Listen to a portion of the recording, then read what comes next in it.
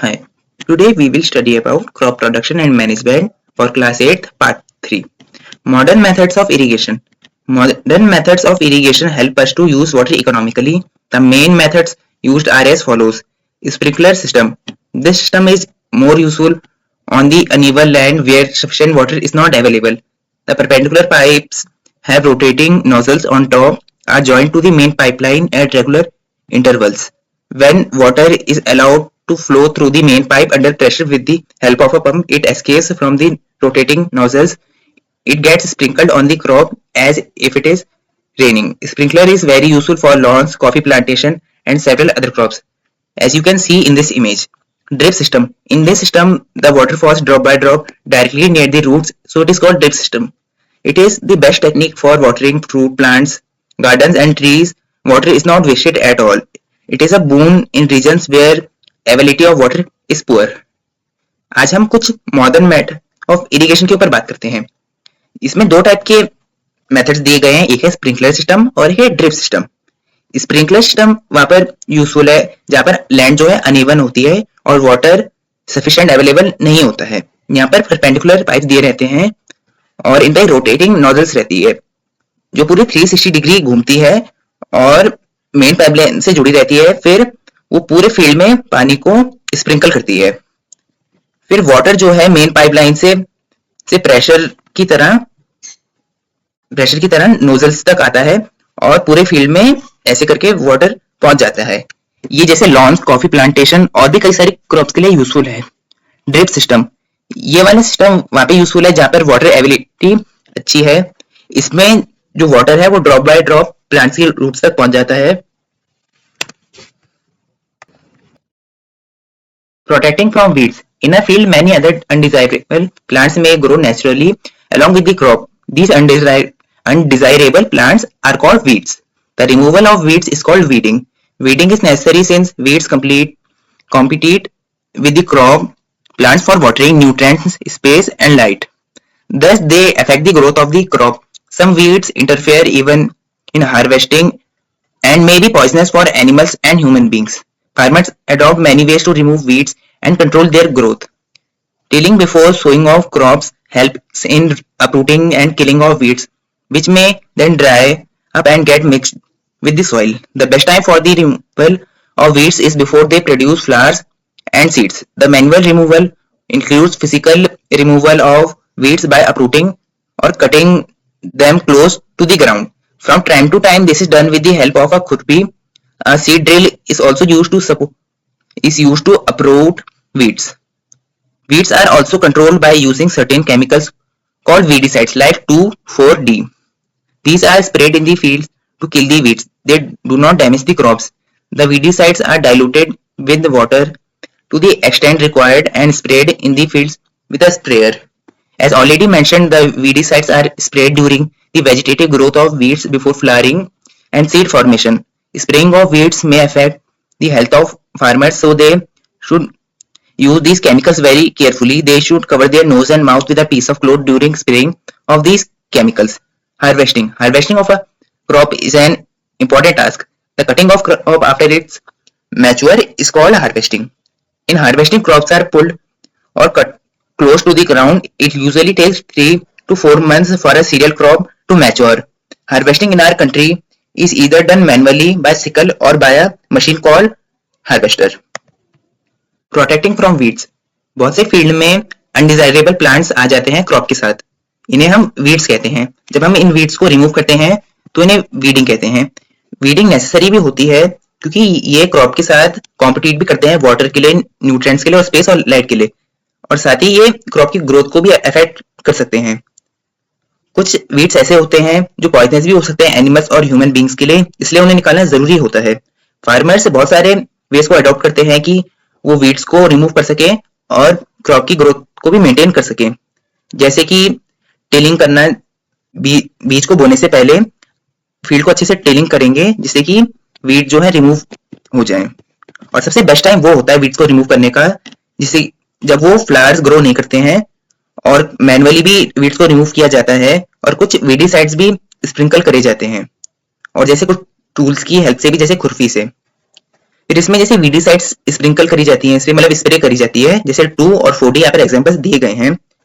ये क्रॉप की ग्रोथ को अफेक्ट नहीं करते हैं, लेकिन ये कभी कभार फार्मर्स की भी ग्रोथ मतलब उनकी हेल्थ को अफेक्ट कर सकते हैं, इसलिए उन्हें प्रोटेक्शन की जरूरत होती है। हार्वेस्टिंग हार्वेस्टिंग एक क्रॉप का सबसे इंपॉर्टेंट टास्क होता है। Cutting of crop after is mature is called harvesting. मतलब क्रॉप जब अच्छे से मैच्योर हो जाती है तब उसे हमें काटना पड़ता है, तब इसे हम हार्वेस्टिंग कहते हैं। हार्वेस्टिंग जो है 3 से 4 महीनों में होती है, जो मैनुअली भी करी जाती है या एक टूल की मदद से, सिकल से या फिर मशीन से भी, जिसे हम हार्वेस्टर कहते हैं।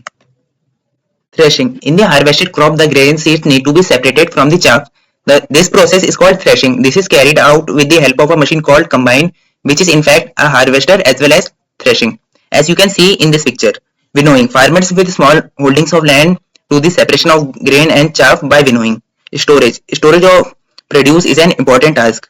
If the harvested grains are to be kept for longer time, they should be safe from moisture, insects, rats and microorganisms. Harvested grains have more moisture. If freshly harvested grain seeds are stored without drying, they may get spoiled or attacked by organisms, making them unfit for use or for germination. Hence, before storing them, the grains are properly dried in the sun to reduce the moisture in them.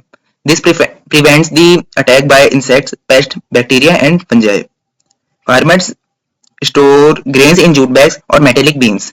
However, large-scale storage of grains is done in silos and granaries to protect them from pests like rats and insects. As you can see in this picture, dried neem leaves are used for storing food grains at home. For storing large quantities of grains in big godowns, specific chemical treatments are required to protect them from pests and microorganisms. Food from animals. Plants, animals also provide us with different kinds of food. Many people living in the coastal areas consume fish as a major part of their diet. In the previous classes, you have learned about the food that we obtain from plants. We have just seen that the process of crop production involves a number of steps like selection of seeds, sowing, etc. Similarly, animals reared at home or in farms have to be provided with proper food, shelter and care. When this is done on a large scale, it is called animal husbandry. Threshing. जब कोई भी crop threshing जब भी कोई भी crop harvest हो जाती है तो उसके ग्रेन सीड जो हैं चाप से सेपरेट होना जरूरी होते हैं। इस प्रोसेस को हम थ्रेशिंग कहते हैं। ये एक मशीन के द्वारा करी जाती है जिसे हम कंबाइन बोलते हैं। ये साथ ही एक टाइप से हार्वेस्टर भी होती है, विनोइंग। ऐसे फार्मर्स जो हैं ग्रेन और चाफ को अलग करते हैं विनोइंग की प्रोसेस से। मतलब कि जिसे विंड की हेल्प लेते हैं, जब ग्रेन पे विंड का इफेक्ट डाला जाता है तब जो चाफ होते हैं वो उनसे लाइटर होते हैं वेट में, तो वो रिमूव हो जाते हैं। जैसे कि आप इस पिक्चर में देख सकते हैं, जैसे विनोवर नाम की मशीन है यहाँ पर। Storage of produce is an important task. मतलब ये बहुत ही इंपॉर्टेंट टास्क होता है। और अगर जैसे हार्वेस्टेड क्रॉप्स हैं वो बहुत समय के लिए रखे जाते हैं तो फिर उन्हें मॉइस्चर से, इंसेक्ट से या किसी भी एनिमल से भी प्रोटेक्ट करना जरूरी होता है। तो हार्वेस्टेड ग्रेन जो है उनमें मॉइस्चर बहुत जल्दी आ सकता है और जो सीड्स होते हैं उन्हें स्टोर करना पड़ता है बिना ड्राइंग के। मतलब कि वो ना सूखे और ना वो खराब हो और ना किसी ऑर्गेनिज्म के द्वारा अटैक किए जाए। फिर उन्हें स्टोर करने से पहले उनसे अच्छे से मॉइस्चर को हटाना पड़ता है। उन्हें सन की हीट में रखना पड़ता है हमें, जिससे कि इंसेक्ट्स या पेस्ट्स का अटैक ना हो। फार्मर्स ग्रेन्स को जूट बैग्स में स्टोर करते हैं जो ग्रेनरीज या सिलोज में रखी जाती हैं। जैसे आप इस पिक्चर में देख सकते हैं कि कैसे जूट बैग्स में ग्रेन्स को रखा गया है और वो एक गोडाउन में प्रोटेक्टेड है। साथ ही यहाँ पर ड्राइड नीम लीव्स भी यूज करे जाते हैं फूड ग्रेन को स्टोर करने के लिए। Food from animals. प्लांट्स और एनिमल्स हमें बहुत सारे फूड को पहुंचाते हैं। बहुत से लोग जैसे कोस्टल एरियाज में रहते हैं वो फिश को बहुत ज्यादा कंज्यूम करते हैं अपनी मेजर डाइट की तरह। जैसे हमने पहले भी पढ़ा है कि हमें खाना प्लांट से भी मिलता है। और यहाँ पे कई सारे स्टेप दिए गए हैं क्रॉप प्रोडक्शन के, जैसे सीड्स और सोइंग। वैसे एनिमल्स जब रियर करे जाते हैं होम में या फार्म में, तो उन्हें प्रॉपर फूड और शेल्टर देना पड़ता है। जब ये काम बहुत ही लार्ज स्केल में किया जाता है तब हम इसे एनिमल हस्बेंड्री कहते हैं। Thank you. That's all for today. How this explanation was, please tell me in comments. Please like, share and subscribe to our channel.